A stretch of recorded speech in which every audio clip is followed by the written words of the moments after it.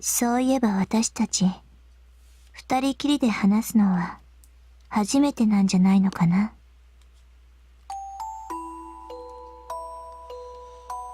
That sudden realization was both unexpected and difficult to comprehend. And this is a pretty nice CG. なんでだろう。私はまあ、こんなだからいいとして、そっちはちょっと、おかしいね。もしかして、私のこと、苦手？いや、そんなこともないですけど。The sudden question perplexed her. Kasumi had never really taken notice of that strange fact. The amount of time she talked to Ray without Ren or Shiro around was negligible. 本当にゼロ？ゼロだよ。藤井くんの退院祝いにデートしてきなさいって言った時も、そっちは周りにいっぱいいたし、私がずっと手招きしてたのに、全然気づかなかったよね、綾瀬さんは。でもそれは呼んでくれれば。大きな声で、無茶言わないでよ。That sounded like an exaggeration at first, but became more believable as one took the time to consider her character. As Kasumi sounded a wry chuckle at the memory of that moment, Rhea heaved a faint sigh, and voiced another thought. 私は君のこと、邪魔くさいと思っていたよ。Unbecomingly straightforward of her. というか、月学女子の少なくない数がそう思ってたはず。なんでですか？両手に花。Kasumi was about to say something against that, but refrained when Rhea glared at her. Indeed, any onlooker would assume that to be the case. 特に私たちの間じゃあね。ユサ君と藤井君、人気あったんだよ。こう、なんていうのかな。放っておけない母性本能をくすぐる感じ？いや、どうなんだろうね。よくわからないけど。あとは、特殊な趣味の女子たちとかがさ、なんかハレンチな妄想をかき立てられるらしい。二人とも、見てくれだけはいいから。言ってる意味がよくわかんないんですけど。In response, Rhea got to the point. 君は結構、邪魔だったんだよね。はあ。Kasumi apologized, but didn't sound the least bit sincere. In fact, not only did she sound unapologetic, but... おかしい？はい、面白いです、レアさん。In spite of her words becoming relatively horrible, Rhea's tone wasn't biting at all. It actually made Kasumi strangely happy. So much that she actually began to smile. でもあいつらは、私のことなんかペットのコロポックルくらいにしか思ってないですよ。それはわかってる。Okay, that's just mean. だけど嫉妬しちゃうのは乙女心。だったらデートしてこいとか、他にもちらほら煽ってたのはなんでですか？押したり引いたりは戦術の基本。私の方が年上だからね。こう、手のひらで転がす魔性のお姉さんを目指そうかな、と。絶対、キャラ間違ってますよ、それ。押して押してスルーされ続けてるかわいそうな子が約1名いたから、しょうがないでしょ。Rhea gave a sarcastic shrug. Kasumi had always known that she was a bit of a meanie, but she found that part of her to be endearing. それ、私ですか？他に一体誰がいると？ Kasumi was having fun, so much of it in fact, that she began to question why they never had such an exchange before. これは、ガールズトークっていうやつなんですかね？頭悪そうな現代語を使ってると、モテないよ、綾瀬さん。いいんです。どうせ私コロポックルだし。After her idle complaint, she momentarily fell silent. 見る目はあったって思いたいじゃないですか。Rhea's words robbed Kasumi of hers, as if they made her mind drift away towards someone else. そうだね。A faint, barely noticeable smile crawled onto her lips. Kasumi knew nothing. No matter the time or place, Kasumi had always been treated as an outsider by the rest. However, she was fine with it, after all. 信じてるから。In Cosme's eyes, Himuro was a loon and an adorable meanie, but still a good woman nonetheless. The girl didn't think too poorly of herself either. 私は何も心配なんかしてないです。 The boy would surely come back with another one of his big fat lies. And the girl would surely be ready to greet him and gladly pretend to believe it. だからレアさん、一緒に待とうよ。ここならきっとまたみんな一緒になれるから。うん、本当に。Rhea gently embraced her head. The warmth of the action made Cosme imagine that this is what having an elder sister would be like. 私も全部間違いだったなんて思いたくない。The tears came to Cosme without warning. 自分の心は自分のもので、望む未来のために道を選べるんだと信じたいよ。信じようよ。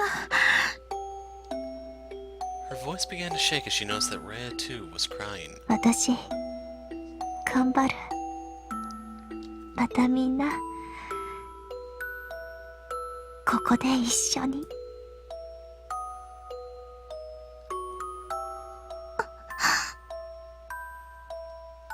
With those words as her last, Himuro completely vanished. Cosme was left to bask in the cool air of the rooftop all by her lonesome. いつもいつも。Even at the very... I think there's a missing word there. Even at the very end, her role was to be left behind and wait. いいよもう。何なのよもう。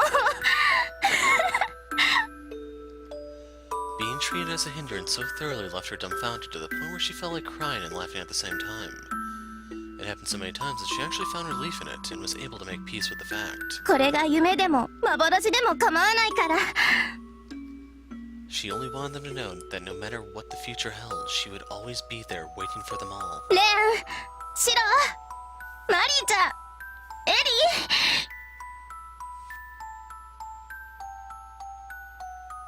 ー。 And Rhea. She had no idea what any of them were thinking or planning to do, but one thing was certain. She would always believe in them. Cosme was willing to tolerate anyone being late, but a cancellation was out of the question. だからみんな、忘れないでよ。 Gazing up at the distant firmament, the girl resolutely wiped her tears away.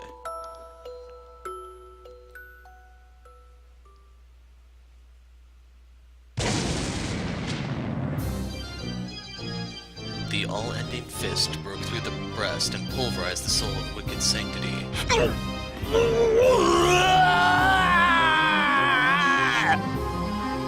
There was no pain.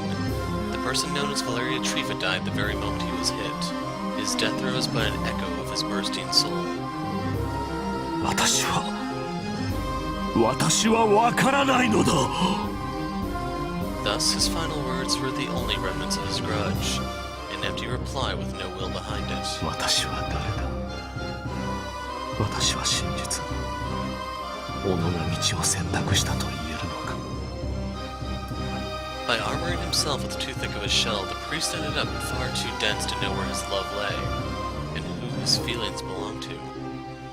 The deeper he sank into the abyss of his craving for another man's power, the more he began to lose sight of his own self.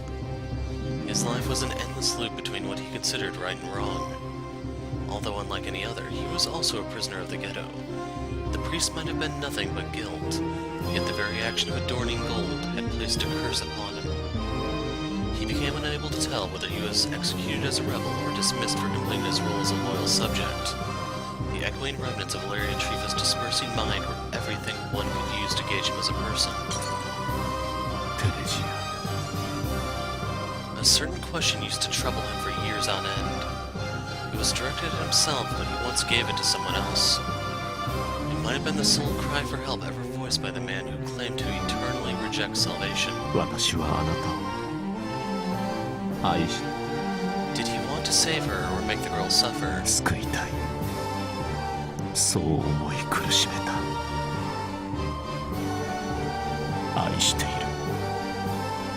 そう信じて壊し続けた。 As Reinhard Heydrich's substitute, all he did was trace the original. The very idea of him having unwavering convictions was laughable.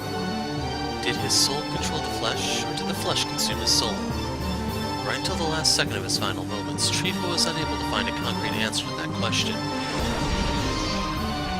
結局全てがあなたにとっては迷惑千万であったという、ただそれだけが事実。リザのことを笑えはしない。ああ、おっしゃる通りだ、マキナ卿。私は子供を殺すしか能がない。His self-deriding grin withered in an instant. The souls under Trifa's control scattered to become the sacrifice to open the seventh swastika. さらにもはや二度とは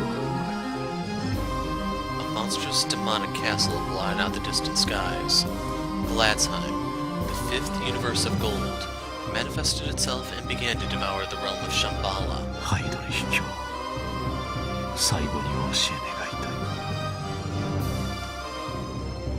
あなたにとってこの私も無論 And thus the divine vessel was repainted by the original owner's colors. The waves from the rumbling devil's castle began spreading death and destruction. 甘美だ。ああ、心臓の鼓動を感じるぞ。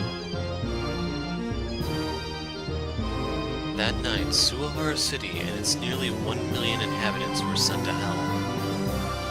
Men shall be slain, women shall be slain, the elderly shall be slain, babes shall be slain, dogs, horses, cattle, donkeys, and goats shall be slain. The all-consuming holocaust was the true heavenly blessing. 皆、我が内で渦巻くがいい。His creation figment engulfed the whole city, detaching it from the outer world. Not a single outsider noticed that abnormality. After all, this land was the final battleground of the feast before the eighth's opening. I think that's supposed to be the eighth's opening.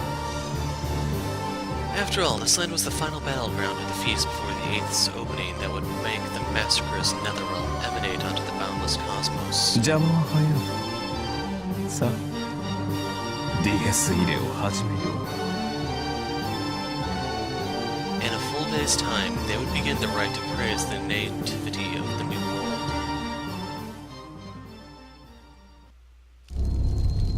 Chapter 12. Ring des Nibelungen. I can't remember who wrote that. Was it Wagner who wrote the opera of the Ring?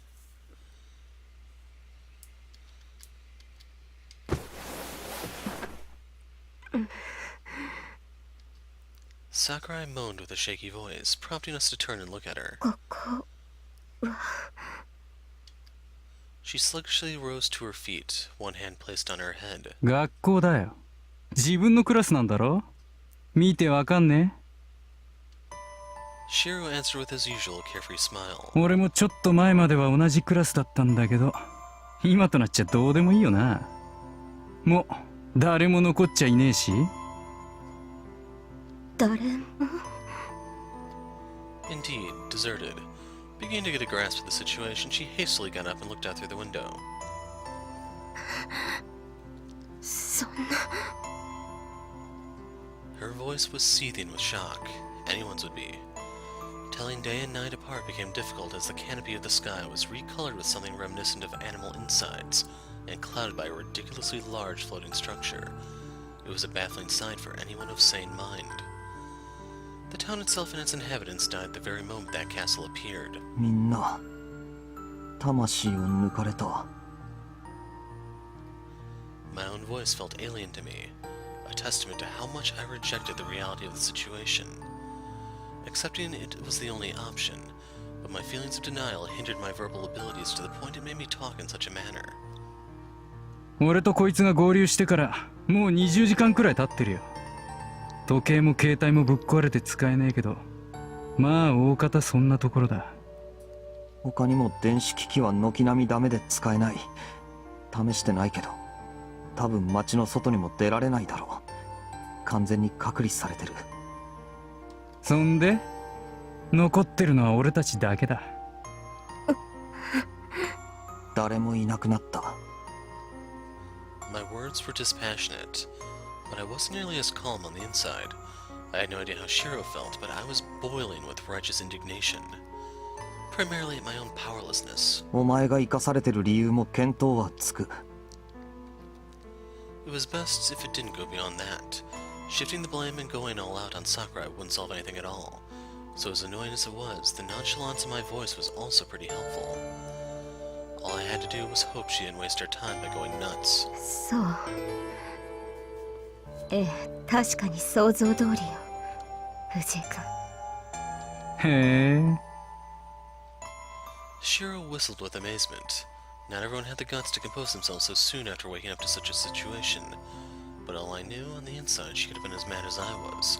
But at the very least, it didn't seem like she'd increase her burden. もっと切れやすい姉ちゃんかと思ってたけど、意外に切り替えが早いんだな。茶化すなしろ。I knew better than most that Sakurai was surprisingly combative. I probably wasn't in any position to say it, but Shiro and her were critically incompatible. それで If it was true that she had been kept alive as the sacrifice to the eighth, 今ここで私を倒す。バカ言うなよ。意味がない。in fact, that would have been a negative for us. It was definitely not what I was getting at. お前がいなくても俺とこいつが残ってんだから同じことだろ。だったら一人でも多い方がいい。敵の敵は味方ってな。味方ね。別に協力しようって言ってるんじゃない。お互いに嫌おうがないだけだ。お前だってむざむざ生贄になるつもりはないだろう。そういう状況なんだよ、桜井。分かってるくせにくだらない意地を張るな。ってわけでよ、最低限の情報交換をしとこうぜ。そっちはここで何があったか、俺らはここに来るまで何があったか。Sakurai fell silent for a moment, わかった。 but then nodded and told us everything she saw and heard. 私はゲイカを追ってきて。Fought him until Himuro and 2 battalion commanders showed up. Most of what she said only worked to confirm our assumptions. She told us about Father Trifa's defeat, Kane's disintegration, the divine vessel being Reinhardt's flesh, and about how the opening of the Eighth would make this other world emanate onto all creation. She claimed that, when it happened, we would become powerless to do anything, and told us about Himuro, who was taken to the castle. Once done talking, Sakurai smiled in a self-deriding manner. 私たち全員が自殺すれば一番いいのかもしれない。 Her voice and face were seething with fatigue. 別に正義感とか自己犠牲とかそういうことはどうでもいいけど、それくらいしかできないし、最後に少しでもあの人たちを困らせることができるとしたら、もう残っているのはそんなことしか。お断りだね。 Shiro cut her short. I completely agreed with him and saw her idea as fatally meaningless. どうして？もう全部壊れちゃったじゃない。誰も残ってないんでしょ。この上あの人たちと戦って何がどうなるっていうのよ。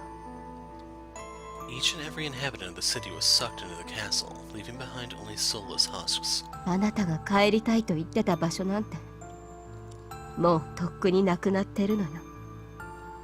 She wasn't particularly wrong about that, but 俺たちが死んで何か解決するのかよ。 it could prevent Reinhardt's Veltal or whatever from spreading any further, but that was the extent of it. あいつらは残る。また同じことを繰り返されるだけだ。そんなの一時しのぎにもならねえよ。俺らがここでくたばってもせいぜいあっちは興ざめしたっていうくらいさ。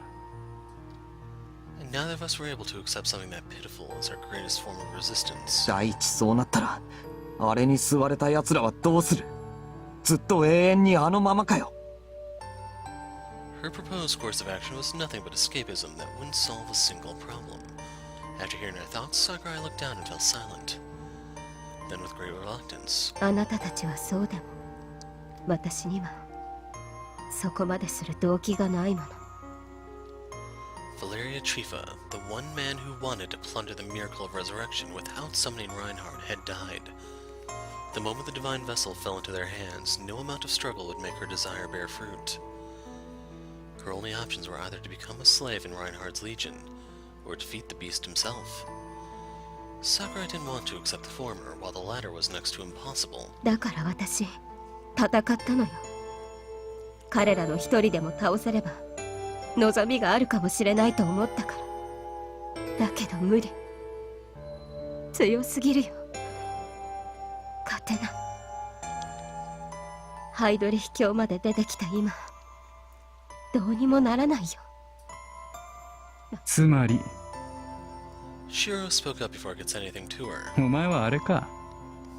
なんだかんだでてめえが怖いから尻尾を巻くっていうわけか。なんだその面、図星だろうがよ。Shiro's words were biting, but they had the exact same meaning as what I was going to say. He ignored Sakurai's glare and continued. 結局お前らはそんなもんさ。どいつもこいつも弱い者いじめの専門でよ。ぶっ殺すのに慣れててもぶっ殺されることに免疫がない。てめえが死にたくないから、死んだやつに会いたいから、どうでもいいやつらを片っ端から殺そうとしてたんだろうが。別に道徳語るつもりは全然ねえけど、なめてるよな、生きるってこと。すげえ軽いぜ。お前らが言う命ってのは。And that was exactly why they were able to throw theirs away so easily.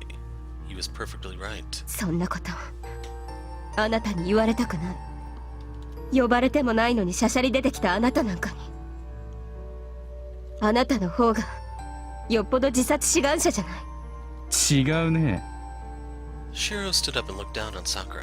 俺は生きてるのを感じたいんだよ。一緒にすんな。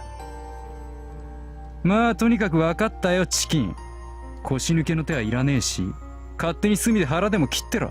いや、怖くてそれもできねえか。おいレン、茶道部行って畳でも取ってこようぜ。こいつもうダメだわ。解釈しよう。ついでに書道部で筆一式もな。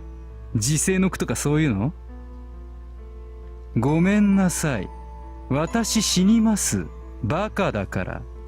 あとは勝手にどうとでもなれ。By the way, I should probably explain this since you may not know how the Japanese ritual goes. They are supposed to take a sword and cut open their stomach. Keep in mind this is them doing it, and keep in mind with all the nerves in the stomach and everything, that is going to be extremely painful. And then right after she's finished cutting, the witness, we're going to consider it for the suicide, or seppuku if you want to use the Japanese term. Keep in mind, what's the name? I can't remember the other name for it, something like Karahiri or something like that. But the second person will then decapitate them, basically bringing the pain to an end. As for the tatami mats, she's supposed to kneel down on that, I believe, and off comes the head. 手間、そんなんでいいだろ。めんどくせえし。When treated like a complete idiot, 違う。 Sakurai shouted an angered cry and walked up to Shiro with full intention to punch him in the face. However, she halted her step midway, able only to muster a half sentence in a trembling voice. 何も知らないくせに。ああ、知らねえよ。つうか知るかよ。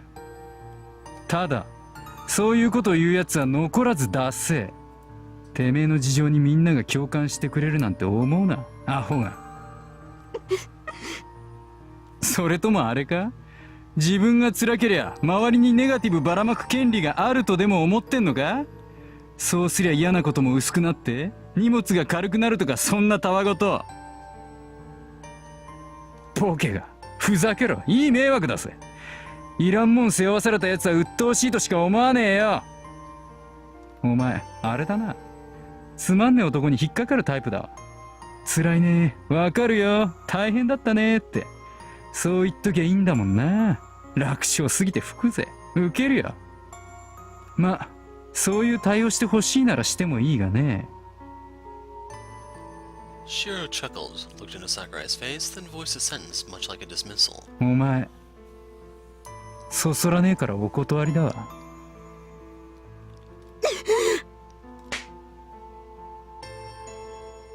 Suddenly, a sound akin to a burst of air rang out throughout the classroom. 私だって Still in her post-slap position, Sakurai began to talk. 私だってそんなの全然好きじゃない。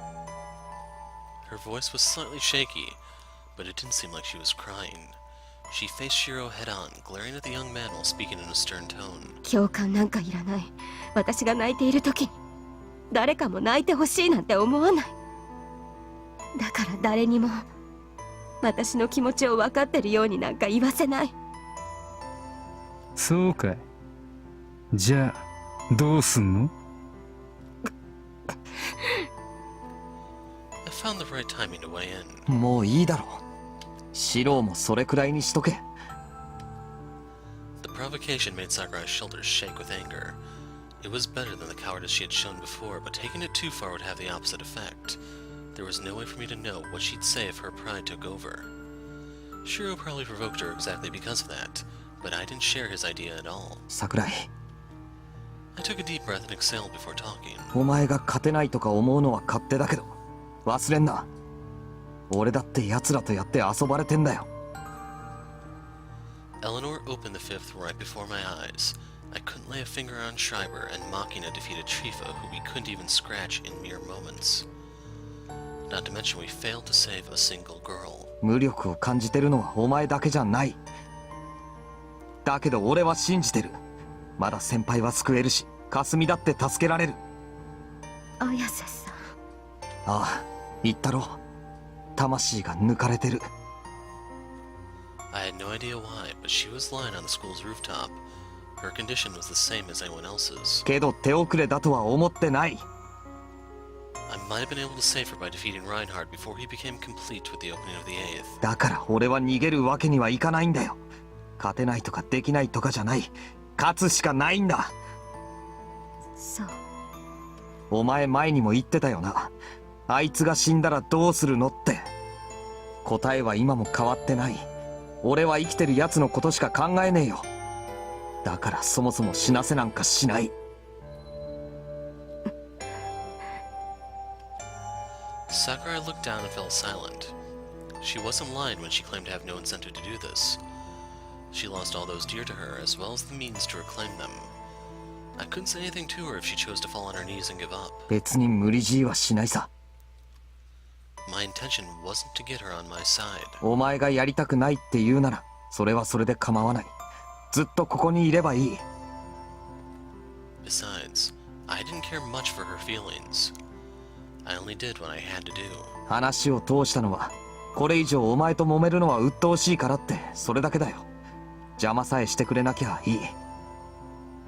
もう構ってる暇なんかないし、お前と喧嘩する理由もなくなったし。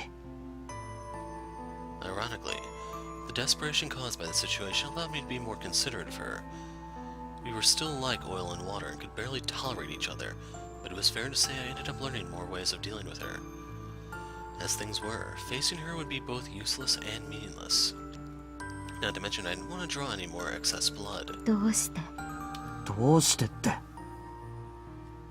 It was completely obvious. お前、俺が知る限り、誰も殺してないもんな。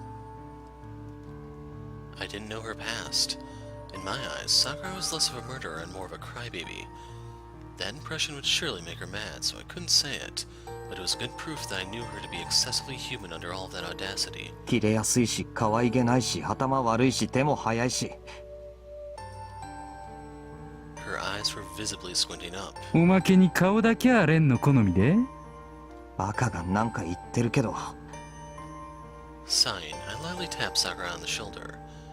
Her surprised expression was unexpectedly youthful, making me aware that she was indeed a girl my age. 確か、11年だったよな。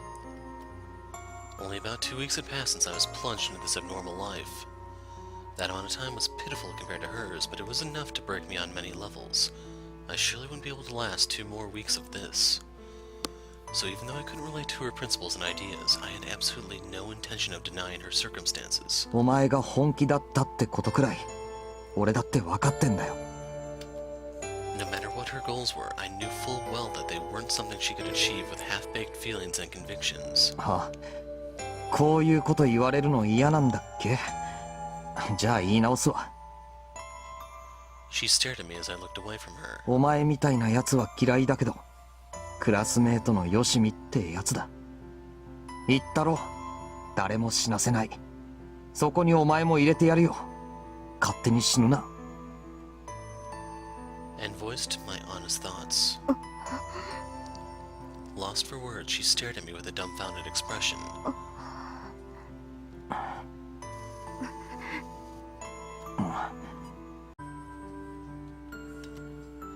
I really wish she'd speak up. ドーン。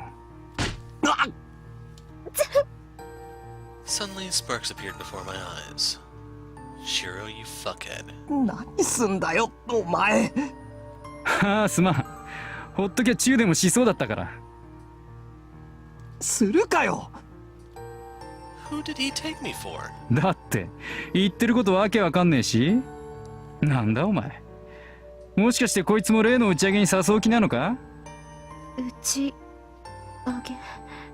ああ、全部片付けた後、ここの屋上でパーッとやるんだとさ。お前も来てえの？私は。 Perplexed, Sakurai fell silent and looked into my eyes. I never really thought of getting her to come. The expression she was making was pretty damn discomforting for me. 別にそんな。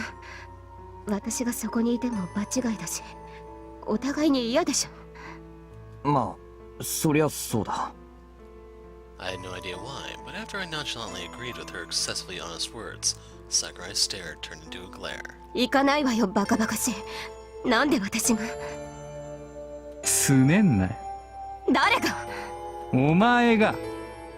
つかどうでもいいよ、そんなことは。どうでもいい。 No, really, why the hell was she glaring at me when Shiro was the one messing with her? そうね。どうでもいいよね。どうせそんなの実現なんかしないんだし。何？勝てるわけないじゃない。バカでしょ、あなたたち。夢みたいなことばっかり言って。ほんと、最初から威勢だけはいいよね。呆れる。お前な。 As always, she seriously annoyed me. Really, she didn't have the smallest bit of charm in her. 言ったろ。できるできないの話じゃない。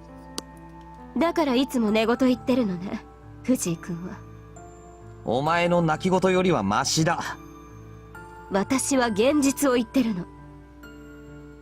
お前にできないことが俺にもできないなんて決めるな。 The fact that she could easily spout shit to my face, but turn pitifully meek in front of those bastards was pissing me off to no end. 認めてほしいなら。 However, すごいところ。見せて。 my irritation faded to nothing the moment she uttered those words, her gaze challenging, her voice somewhat dependent. 勝つ気なんでしょ。だったら安心させてよ。頼りないじゃない。私に死ぬなとか、ここにいればいいとか。バカ。本当に甘いことばっかり。 She held me by the nape and spoke with a voice that almost cracked into a cry. She must have been seriously mad. そんなことであの人たちに勝てるわけないじゃない。私のこと嫌いなくせに変に気なんか使わないでよ。私はずっと一人でいいって決めてたのに。 The words she muttered under her breath were barely audible. 私もバカなこと期待しそうになる。 Sakurai buried her head in my chest and softly wept. ダメよ、全然。藤井君の言うことなんか信用できない。だから悔しいなら私をちゃんと扱ってよ。ずっと喧嘩ばっかりしてきた仲じゃない。変に優しくなんかしてほしくない。気持ち悪いよ。私たちはそんなんじゃないでしょ。あなたにやりたいことがあってそのために力がいるなら、ここになんだか都合よく利用できそうなのがいるじゃない。無視しないでよ、見下さないでよ。いてもいなくてもどうでもいいなんて、もう。 Her emotional monologue filled me with silent surprise. What she implied was that お前も来るのか。 she'd join us in our battle against Reinhard, despite her desire being completely crushed. Even though it was completely meaningless to her, she'd subdue the quivers of fear all over her body and participate in our struggle. What made her do it? I didn't get her at all. 私だって舐められたくないのよ。 I felt the hint of strained laughter in her voice. 泣き言ばかり言ってるとか、頭が悪いとか、腰抜けとか、みんなして好きに言ってくれちゃって腹が立つのよ。バビロンもゲイカもザミエル教も、あなたも。私頑張ったもん、頑張ったんだから。頭は悪かったかもしれないけど、半端な気持ちで今まで生きてきたんじゃない。だから今さらすっ込んでろとか言われても聞けない。何の役にも立たないなんて言われたくないし、言わせない。もう私には本気でやってきたってプライドしか残ってないもの。それまで奪われたくない。奪わないで。藤井君なんか最初から私をイライラさせるだけで大嫌い。 I was honestly at a loss for words. I only suggested Sakurai stayed behind because she said she gave up on the battle, but that probably wasn't the point. The reason she got mad and began to cry was because I was considerate of her feelings. Being pitied and underestimated was humiliating, while seeing my determination to fight Reinhard made her detest me. She was probably right. 気持ち悪いか。 True enough, the idea of me treating her nice was really off-putting. However, I didn't think it was right to use her based on nothing but calculations. Sure, we'd be stronger with her on board, but I felt like I would also lose something in the process. After all, such inorganic thoughts were Karl Kraft's thing. I wanted to make it clear that I was unlike him. I was probably being stupidly picky, but I felt like I had no doubts in the certainty of my own being if I wanted to stand a chance in the coming battle. With that in mind, お前意外に面白いよ、桜井。 her slender shoulders seemed fragile enough to break at any moment. I had a liking for the strength required to ignore such brittleness and persevere. 切れやすいし、可愛げないし、頭悪いし、手も速いし。 We weren't exactly compatible, but she was unlike anyone else. It made me think that I wouldn't mind having to talk off with her every now and then. I'd probably regret it sooner than later, but at that moment I was completely certain about it. お前も全部終わったら打ち上げに参加しろよ。 My words were natural and had no ulterior motive behind them. 結構面白いと思うんだよ。 The group itself was downright chaotic, but that was part of the fun. どうせ俺とお前は喧嘩になるから素人本庄が煽り出すだろ。霞は多分お前の味方につくんじゃないかな。あいついつも何とかして俺に一杯食わせようとしてる暇人だし、先輩はきっと中立っていうか少し離れたところで呆れながらため息でもついてるだろう。そして The one who anticipated the gathering more than anyone else. The girl who thought of it in the first place. マリーはちょっと慌てながらもバカな俺たちを見て笑ってるんだ。 And that was more or less how I imagined my ideal dream. It was the place where I was meant to be, not a part of a world birthed by Reinhardt's hegemony. そう思うだろ。 Seemingly unable to process what I was saying, Sakurai hesitantly looked up at me. Well, she was stupid, so I had to be more straightforward. つまり I had to speak the true meaning of the invitation. 俺たちの仲間にならないとダメだろ。そんな驚くような理屈かよ。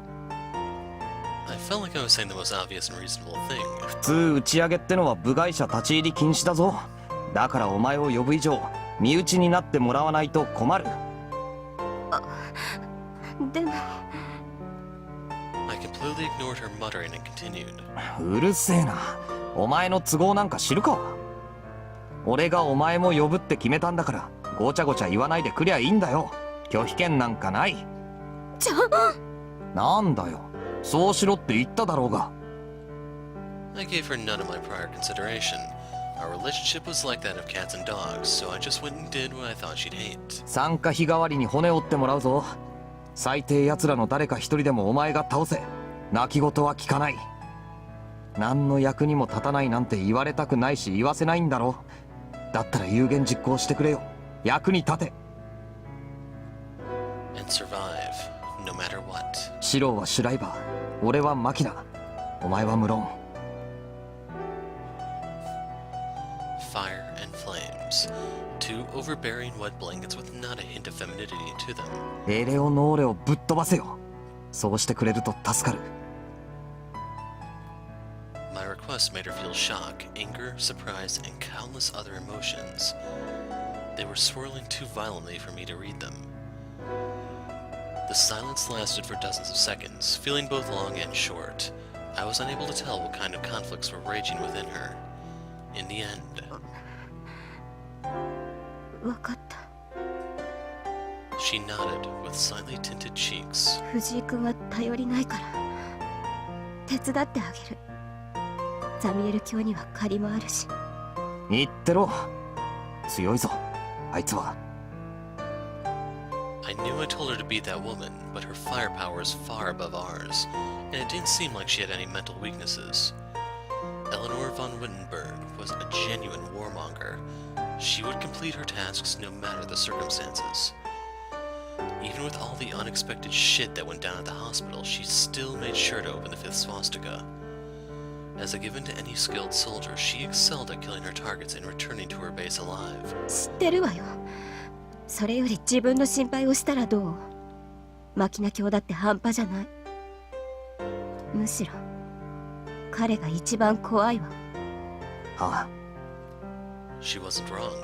After all, he was the man who killed Valeria Trifa, the priest we couldn't even scratch. That alone made him menacing beyond words.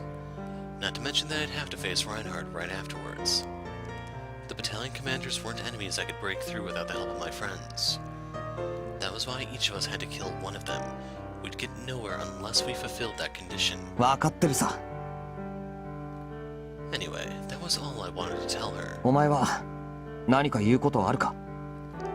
In response, あ、そうね。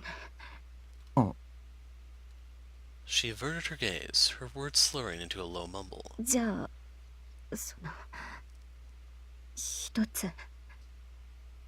さっきのは本当？何が？だから She looked in an uncertain direction. 私の顔が好みだって。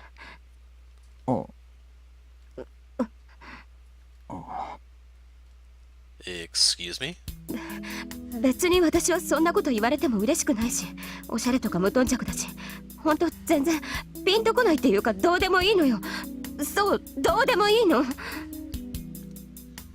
lot of emphasis there. だけどほら、藤井君がそんなこと考えてるんなら、なんていうか気持ち悪いし、私困るし、からかってるんなら頭にくるし。どうなの？どうも何も。 Why was she getting so angry with me? Seriously, it wasn't even me who said it. つうかシロ、どこに行った？ He disappeared while Sakurai and I were talking. I looked around the classroom to see what was up. 楽しそうだね、レン。 And saw Marie staring inside the half-open door. 仲いいんだね。邪魔しちゃったかな。いいよ、どうぞ続けてください。私何も気にしませんから。 Her fingernails were digging into the door so deeply that I could almost hear a grating sound. And although a bright smile adorned her face, I could feel nothing but absolute dread when looking at it. きっとみんなにそういうことやってるんよね。え I finally realized what she meant. いや、違う。To people looking at me in Sakurai, it would have seemed like I was hugging her, so I distanced myself with a reflexive jump backwards. あなたね。うるさい、お前黙れ。ひでえ男だよお前は。この野郎。So Shiro was out to get Marie to come here. 何も食ってない俺たちのために売店でいろいろ探しててくれた彼女のことほっぽって、お前は何を不倫してんだよ。なんで赤くなるの？あ、私は別に。藤井君がいきなり変なこと言うから。俺のせいかよ。そうだ、お前が全部悪い。レンが悪いと私も思うの。Hey Marie? いい加減その喋り方疲れないのか。疲れるって何？ Her temperament shifted towards the aggressive all of a sudden. 私疲れないもん。疲れてたのはレンだもん。だからいろいろ探してきたのにびっくりしちゃうよ。元気いいね。ちょっと目を離したらこんなところで不倫不倫しちゃってさ。何が不倫だ。 I synchronized with Sakurai as we launched a desk and chair at Shiro. わあ、ナイスコンビネーション。 He easily dodged it in a weird, stupidly annoying way. 息ぴったりだね。 No, we were not, goddammit. Also, what the hell? 今から一戦やらかそうかって時に。 Why were we wasting time on this third grade rom-com routine? The contrast was so great it completely killed all my tension. レン、何か言うことは？ Things got really hectic when she got here. All the serious thoughts I had in my head until now began to feel so vain. The situation was weird enough to actually make me laugh. もう、なんで笑うの？私怒ってるんだよ。いや、悪い悪い。Marie's angry pout made her look so cute. The hardened mood softened up in the most pleasant of ways, washing away our tenseness and letting us be ourselves.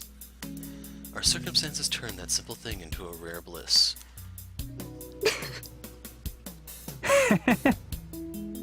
The gentle mood began to spread and gave us the luxury of lessening the weight on our shoulders.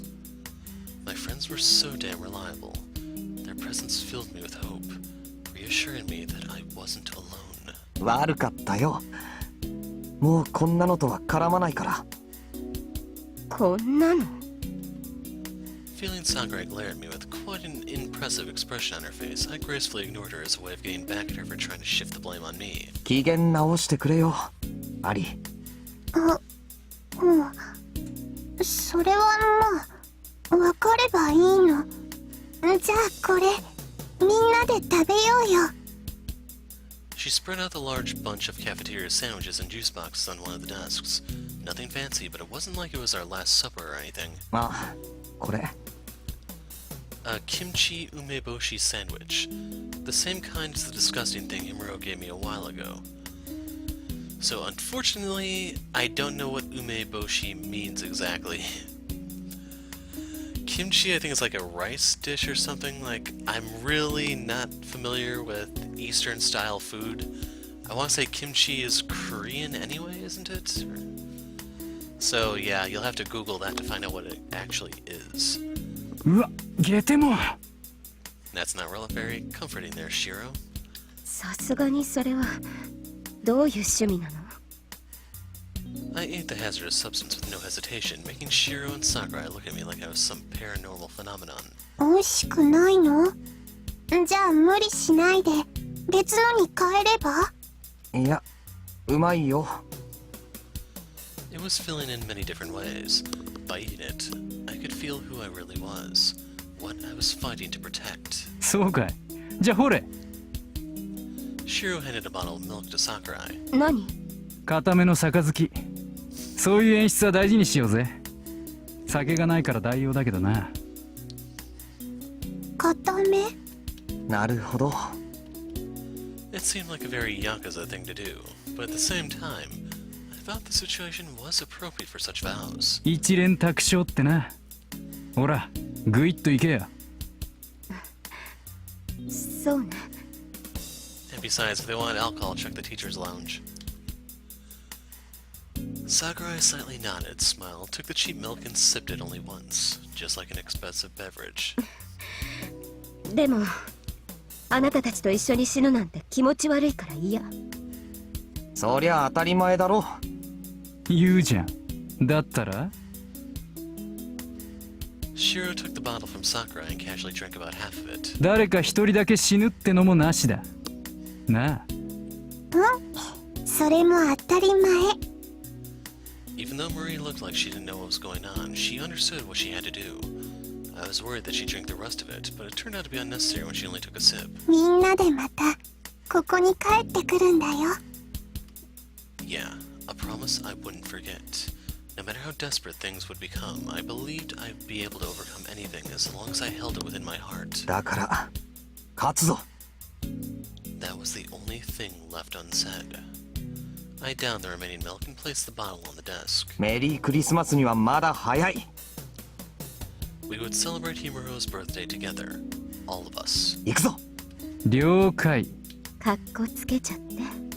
かっこつけに行くの。 Man, I couldn't even tell if the group was properly united or all over the place, but it was obvious that everything would end tonight. The 8th swastika was Suahara Tower, the very same place where I first went to with Marie. I really didn't want to believe that it was some sort of sign. I stifled my shaking, overcame my fear, and etched the promise of victory onto my heart. I would win, no matter what.